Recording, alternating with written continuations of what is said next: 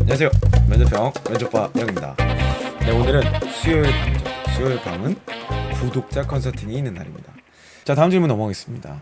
인턴 면접을 준비할 때 신입 면접과 다른 점이 있나요? 만약 다르게 준비해야 될 것이 있다면 무엇일까요? 전혀 다른 거 없습니다. 똑같습니다. 다만 제가 보니까 필살기를 강조하시면 되는데, 제가 조금 더 강조했으면 좋겠다라고 생각이 드는 거는 열정, 성실함, 이 두 가지예요. 인턴은 체험형도 있고 전환형도 있잖아요. 근데 이제 점점 추세가 인턴에서 평가가 끝난 사람들을 전환형으로 채용을 바꾸는 추세예요. 그죠? 그래서 이제 공채도 없어지고 수시 채용으로 넘어가고 막 이런 것도 되게 많잖아요. 그래서 사실은 신입사원을 뽑는 것과 동일한 기준을 이제는 인턴에서 적용을 합니다. 점점 그렇게 바뀌어요. 그리고 저도 인턴 채용을 한다고 해서 신입 채용은 다른 기준을 들이대지 않았어요. 뭐 인턴이니까 좀 기준을 낮춘다거나 이렇게 하지는 않았고, 다만 예전에는 이제 면접 보면서 뭐랄까, 이거는 좀 잘 모르겠는데 이 사람은 이런 경험을 봤을 때 이거 이런 약점이 있을 것 같은데 라는 추측성을 그냥 떨어뜨렸어요. 왜냐면 확인이 안 되니까. 뽑아야 될 이유로 뽑는 게 신입 면접이라고 했잖아요. 근데 인턴은 이제 그런 거를 조금 더 여유를 뒀던 것 같아요.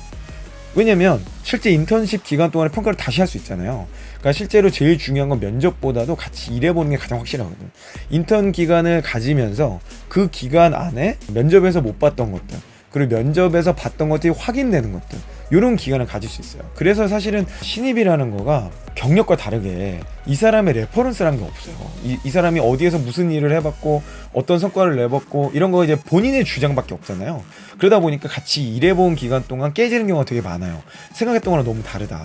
물론 저는 이제 면접도 들어갔고 교육도 시켰고 사업에서도 봤기 때문에 그 내용을 전부 다 추적하면서 분석을 해보죠. 면접 때 이런 말 했던 사람이 교육 때 이런 모습 보이는구나, 교육 때 이랬던 모습 보이는 사람이 현장 왔더니 이러네, 이런 것들을 통계를 맞추고 다시 채용 시스템에 또 이 기준을 업데이트하고 뭐 이런 것들을 하긴 했었어요. 근데 어찌됐건 여러분들이 지금 이제 이 내용을 보면 신입과 인턴이 면접이 다르냐? 똑같다 라고 말씀을 드립니다.